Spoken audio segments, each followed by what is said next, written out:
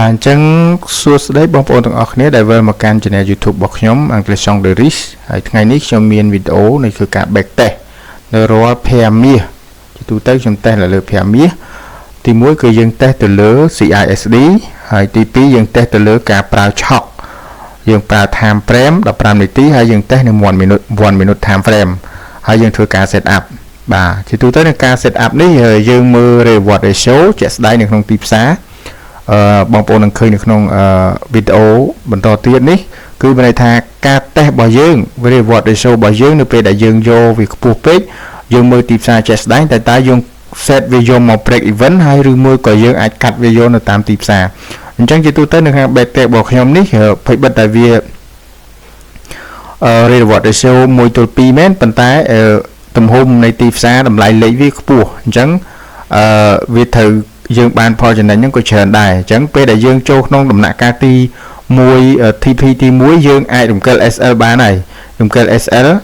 បើពេលចូលដំណាក់កាលទី2យើងរំកិល SL បានរំកិលទៅរក break even ឬមួយក៏យើងមើលទីផ្សារជាក់ស្ដែងតែយើងគួរកាត់ចោលដំណាក់កាលទី3ឬមួយក៏យ៉ាងម៉េចបាទនេះគឺជាបទពិសោធន៍នៃការ trade របស់ខ្ញុំបាទអញ្ចឹងសង្ឃឹមថាបងប្អូននឹងយកតាក់ទងជាមួយនឹងការសិក្សា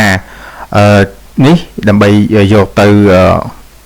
អនុវត្តជាក់ស្ដែងផ្ទាល់តែម្ដងបាទអញ្ចឹងកុំឲ្យខាតពេលយូរបងប្អូនចូលទៅមើលវីដេអូផ្ទាល់តែម្ដងបាទអរគុណច្រើន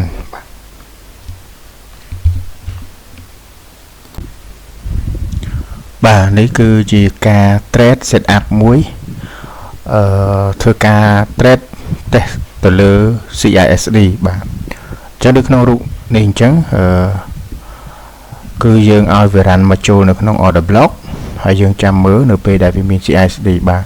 នេះគឺ CISD វាបង្កើតឡើងគឺបានន័យថាយើងឃើញមាន candlestick up 2 down 2ហើយបន្ទាប់មកគឺ break ខាងលើបន្ទាប់មកយើងចូល order តែម្ដងយើង target យក forward ratio 1 2ឬមួយក៏1 3តែជាទូទៅ1 3មិនសូវជោគជ័យប្រហែលទេយើងអាច1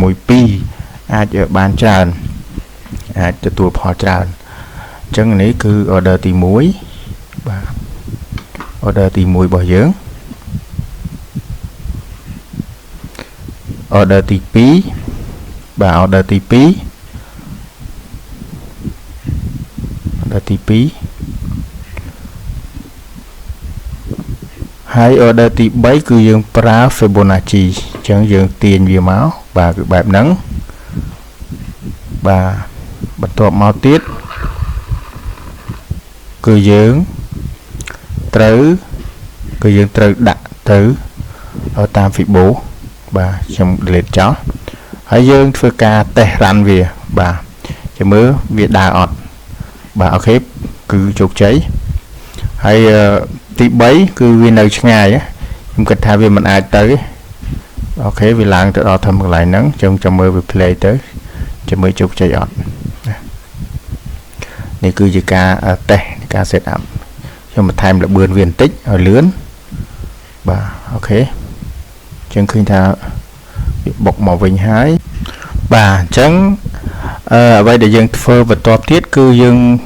ឃើញថាវាមកដល់តំបន់ order block បាទ order block កន្លែងវាធ្វើ consolidate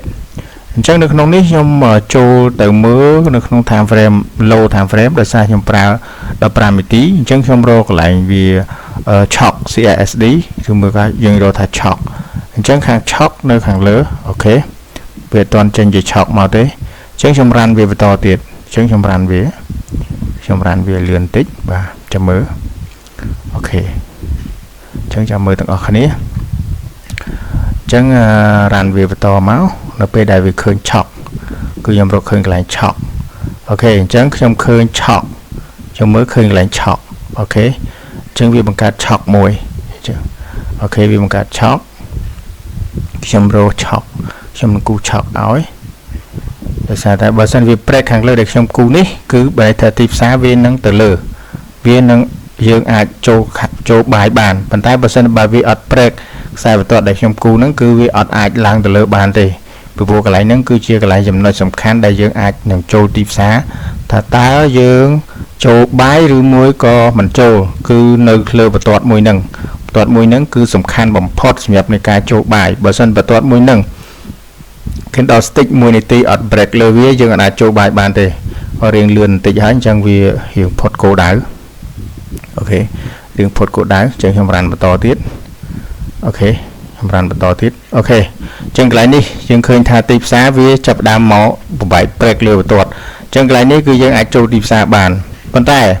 dương mơ được nâng lại nát để dương của đại SL dương mơ lại SL bao dương chẳng lại nát để chi đầm bón trong crowd cứ chi đầm bón order block nắng cứ dương đại SL lại nâng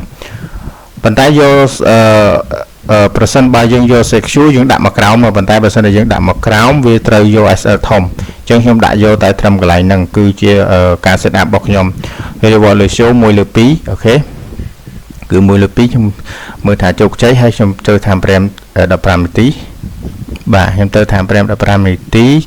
chẳng trong vô với ô tham 2 bà chẳng cứ trong vô 7 còn nè 7 còn đây là vì lơ mùi vì lơ mùi lơ pi điện chẳng không ran vía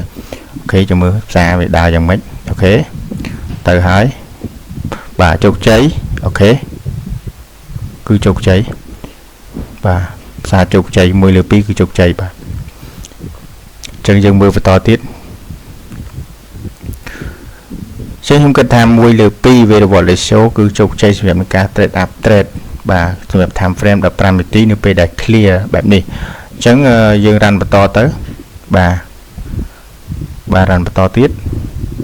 ok chẳng cứ CSL bà chẳng cứ cả trade cứแบบนั้นchẳng miền tại tân nắng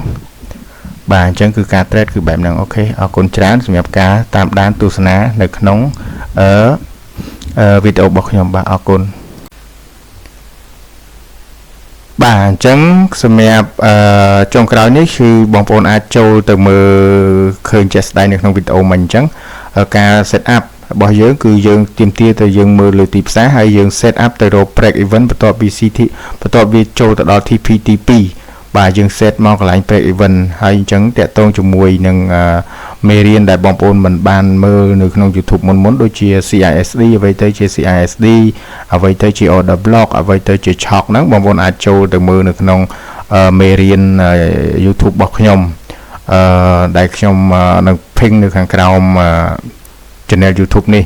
ហើយបើសិនបើបងប្អូនឆ្ងល់ត្រង់ចំណុចណាបងប្អូនអាច comment ហ្នឹងនៅក្នុង channel របស់ខ្ញុំនេះខ្ញុំនឹងឆ្លើយជូនបងប្អូនឬមួយក៏ខ្ញុំធ្វើវីដេអូថ្មីដើម្បីបងប្អូនបានយល់ទៅលើចំណុចដែលបងប្អូនមិនទាន់មានការយល់ដឹងទៅលើចំណុចដែលបងប្អូនខ្វះខាតពីព្រោះខ្ញុំអត់ដឹងថាបងប្អូនខ្វះខាតកន្លែងណាដែរអញ្ចឹងខ្ញុំប្រាប់បងប្អូនដែរકેខ្ញុំក៏ត្រូវការរៀនសូត្រច្រើនដែរទៅជាមួយទីផ្សារហ្នឹងគឺនៅជាមួយទីផ្សាររាល់ថ្ងៃបាទអញ្ចឹងជម្រាបលាអរគុណច្រើនសម្រាប់ការតាមដានទស្សនារបស់បងប្អូនហើយក៏សូមបងប្អូនជួយចុច Subscribe ហើយក៏ Share ដើម្បីទៅកាន់មិត្តភ័ក្តិឬមួយក៏អ្នកដែលគាត់ចង់សិក្សាស្វែងយល់អំពីការ trade នេះដែរបាទអរគុណជម្រាបលាបាទ